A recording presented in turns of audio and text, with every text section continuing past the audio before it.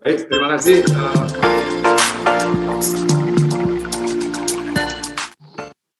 Baik, terima kasih Ibu Moderator. Apakah suara saya sudah audible? Jelas, Dokter. Oke, terima kasih. Yang saya hormati Ketua POGI Pusat, kemudian Ketua Hoksi, Bapak Kepala Departemen Obstetri dan Ginekologi di FKKMK UGM, para guru besar, senior, sejawat sekalian. Assalamualaikum warahmatullahi wabarakatuh. Salam sehat untuk kita semua. Saya senang sekali bisa hadir bersama dengan Ibu dan Bapak dari Hoksi, karena ini sudah lama sekali kami tidak berkomunikasi ya dengan POGI. Dulu zaman Pak Nurdadi, kami pernah sama-sama studi mengenai medical fees di Australia, kemudian juga melihat bagaimana situasi maternal health di NTT. Baik, untuk tidak berlama-lama saya mohon izin untuk share screen. Menyampaikan mengenai pelayanan maternal dan COVID-19 dengan pendekatan health system, karena saya menerjemahkan hulu ke hilir dari yang public health sampai dengan yang klinis. Kita lihat konsepnya dulu, jadi ada 5 poin yang dan masing-masing mungkin hanya sekitar 5 menit. Ya, Bapak dan Ibu, menurut WHO, ketika kita membicarakan sistem kesehatan, maka kita bisa ya ingin meningkatkan status kesehatan itu tanpa ada ini komponen-komponen yang ada di sebelah kiri. Service delivery, kemudian SDM kesehatan, sistem informasi, logistik, pembiayaan sampai dengan tata kelola. Bapak dan Ibu, kalau ini saya terjemahkan ke dalam maternal health, ini seperti ini gambarnya. Di lingkungan status ya, ini bagaimana kita ingin meningkatkan yang namanya maternal health, maka harus tersebar merata dengan standar pelayanan yang juga bisa dipertanggungjawabkan. Tenaga kesehatan harus tersedia, tapi juga tersebar merata dengan kompetensi yang sama. Nah, kemudian ada sistem informasi, logistik, sistem pembiayaan, regulasi, dan seterusnya. Nah, jadi kalau kita ingin maternal health ini, maka kita lihat ada 6 ya, di samping itu faktor lingkungan yaitu sosio. Nah, ini konsepnya Ibu dan Bapak, bagaimana kita melihat bisa kita gunakan untuk menilai ya, seberapa bagus pelayanan maternal health kita. Nah, Bapak Ibu, kita kemudian lihat Indonesia seperti apa. Ini saya kira Bapak dan Ibu dari Hoksi pasti sudah sangat familiar. Ya, ini kaitannya dengan sosiodemografik, Bapak dan Ibu.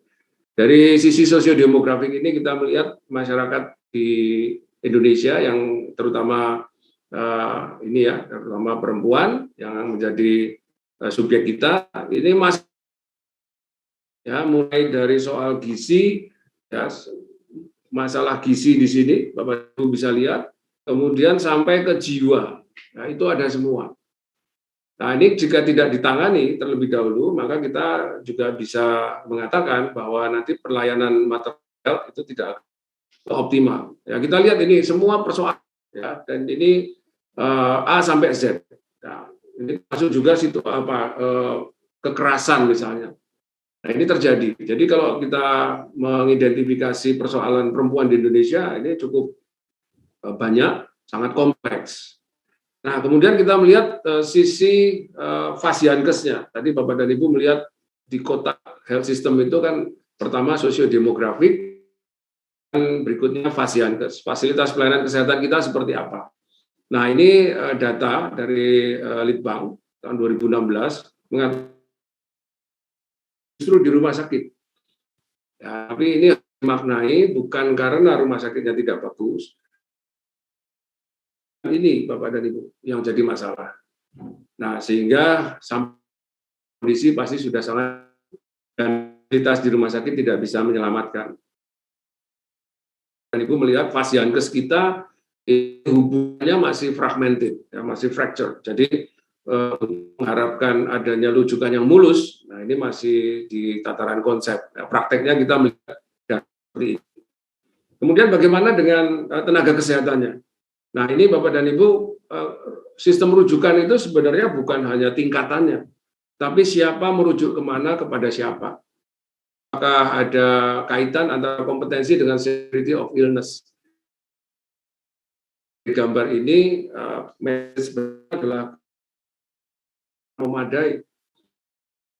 Ini kita datanya, itu karena ternyata ada sistem interrupts di dalam rujukan. Ya, ini Bapak dan Ibu melihat di sini ada gambaran bagaimana 4 tidak punya SPOG, ya, tidak punya spesialis anak, tidak punya spesialis anestesi, tidak punya spesialis penyakit dalam, dan seterusnya. Ya, dan ini memastikan bahwa kan itu optimum. Oleh karena apa? Oleh karena di hilir tenaga kesehatan yang memadai. Ya, jadi kita melihat dari SDM bermasalah, kemudian sistemnya bermasalah, dan kita melihat pelayanan antenatal ini. Ya, Bapak Ibu, oleh bidan. Kemudian tempat ANC ini kita lihat juga ini dominasinya bidan. Nah, pertanyaannya berikutnya adalah seberapa baik kualitas bidan kita, Bapak dan Ibu. Nah, ini ada datanya, ya, bahwa bidan kita itu kebanyakan D3. Ya, Bapak dan Ibu bisa berharap banyak atau tidak bisa berharap, atau ya harapannya so-so karena karakteristik pendidikan dari bidan kita seperti ini.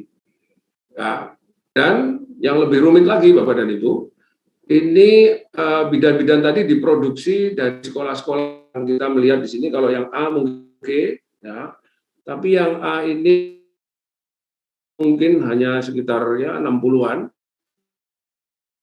137.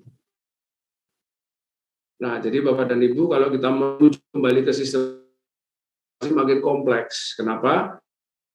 Situasi sosiodemografik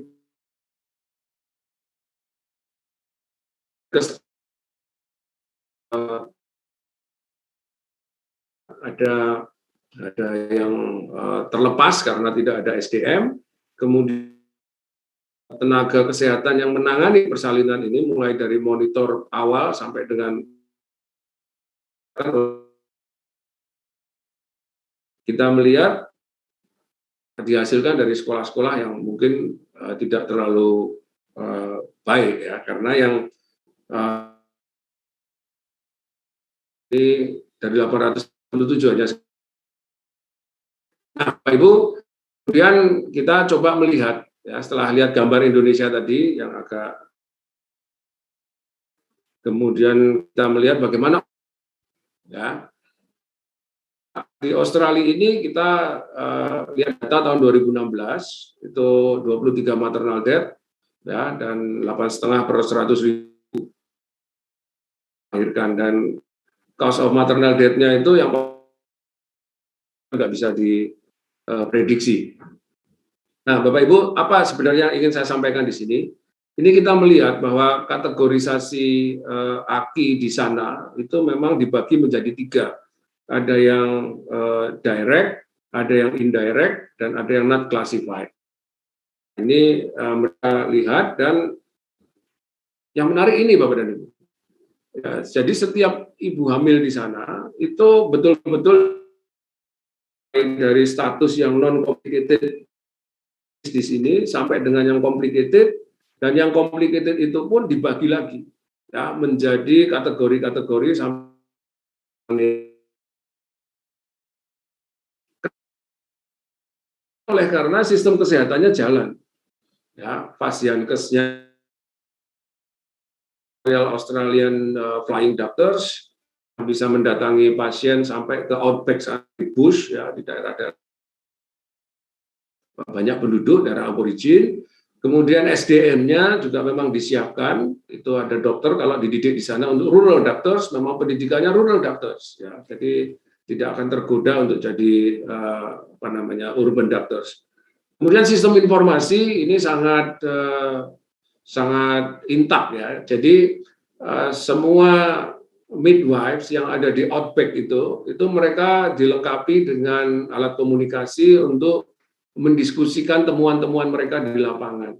Sehingga ketika ada gejala terobjin ada yang ada di headquarters dalam satu teritori. Nah, ini Bapak dan Ibu ini nanti kaitannya dengan telemedicine.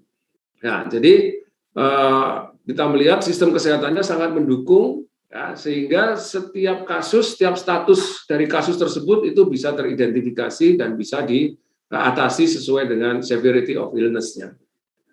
Nah, Bapak dan Ibu, kemudian mereka mengembangkan yang namanya algoritma, ya, di mana algoritma ini juga dipandu dengan sistem informasi dengan memasukkan beberapa variabel, kemudian mereka bisa menentukan seperti apa ini status dari ibu hamil tersebut. Nah, Bapak Ibu sampai di sini saya kemudian akan fokus pada health-nya.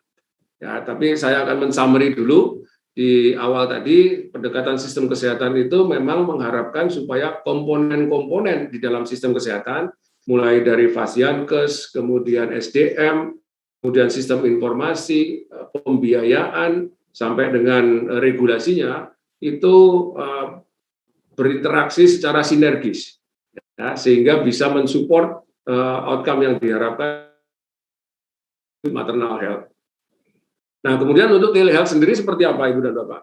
Ya, jadi ini saya menyampaikan parade evidence saja bahwa banyak sekali kegiatan-kegiatan telemedicine ya, yang dikerjakan selama pandemi ini, dan kita lihat ini dengan adanya pandemi COVID-19 justru terjadi percepatan yang luar biasa dari penggunaan telemedicine. Ada beberapa tantangan. Kemudian kita melihat di sini di Eropa, demikian juga di negara-negara yang lainnya, ini penggunaan telemedicine itu semakin intensif. Nah, tapi penggunaannya seperti apa, ini kita masuk ke detail. Nah, jadi Bapak dan Ibu, ini kita melihat utilisasi dari telemedicine. Ya. Teleconsultation ini luar biasa sekali, Bapak dan Ibu. Ya. Kemudian kita perkembangannya sebelum dan sesudah, dan di kanan Bapak Ibu bisa melihat bahwa selama 2015 sampai 2019 itu terjadi kenaikan 340% medicine, dan 65% dokter ada penambahan sebesar itu yang terlibat di dalam telemedicine.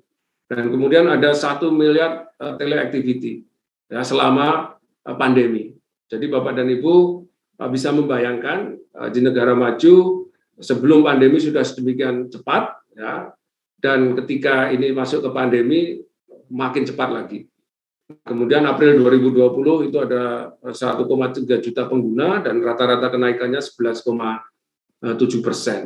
Nah, artinya apa? Artinya telemedicine ini semakin jadi preferensi baik oleh klinisi maupun oleh pasien. Nah, Bapak dan Ibu, kalau kita lihat di Asia, ini ada beberapa obstacle di dalam pengembangan telemedicine. Kalau Bangladesh itu jaringannya lemah, teleconsultation juga minimal, sampai dengan yang paling advance di Singapura ada regulatory sandbox. Ini adalah kebijakan yang mengakomodasi penggunaan telemedicine dengan mengesampingkan ya semua peraturan-peraturan yang menghalangi telemedicine. Ya, dan kita lihat Bapak dan Ibu seperti apa gambaran peraturannya. Ini di US ada perubahan regulasi yang berkait dengan pelayanan, dan itu berlaku retroaktif, jadi mundur ke belakang. Apa saja? Yang pertama ini kelompok yang di-cover dalam pelayanan telemedicine itu diperluas. Ya, kalau dulu mungkin hanya penyakit kronik tanpa intervensi, ini penyakit yang akut yang perlu intervensi pun bisa diakomodasi. Nah, yang menarik ini mungkin untuk Bapak dan Ibu, ya, kalau kita bicara jasa medis kan selalu menarik ya. Ini jasa dokter itu disamakan dengan visit. Jadi Bapak dan Ibu tidak lagi menggunakan telemedicine ini seperti pengabdian masyarakat, bukan. Ini betul-betul professional activities. Sehingga penghargaan untuk Bapak dan Ibu itu juga disamakan di bangsal atau di poliklinik. Yang lainnya adalah 3 menit lagi, Dok. Oke, ya. Jadi batas administrasi juga dibuka, dan aplikasi telemedicine ini diperluas tidak hanya diagnostik tapi sampai dengan intervensi.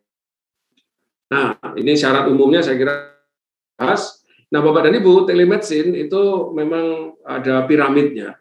Ya, ada piramidnya, tapi saya ingin sampai ke di sini dulu Bapak dan Ibu. Ini konsep yang paling penting kalau kita ingin menerapkan telemedicine, yaitu kalau kita ingin mendapatkan efektif telehealth, ya, ingin 3 faktor yang harus kita identifikasi, yaitu source-nya, yang kedua organisasi, dan yang ketiga teknologi. Apa saja isinya? Ini slide yang terakhir, Bapak dan Ibu. Jadi ya, dari sisi human-nya, itu dari bidan sampai dengan dokter opsin itu harus familiar ya dengan model telemedicine ini dan merasa nyaman.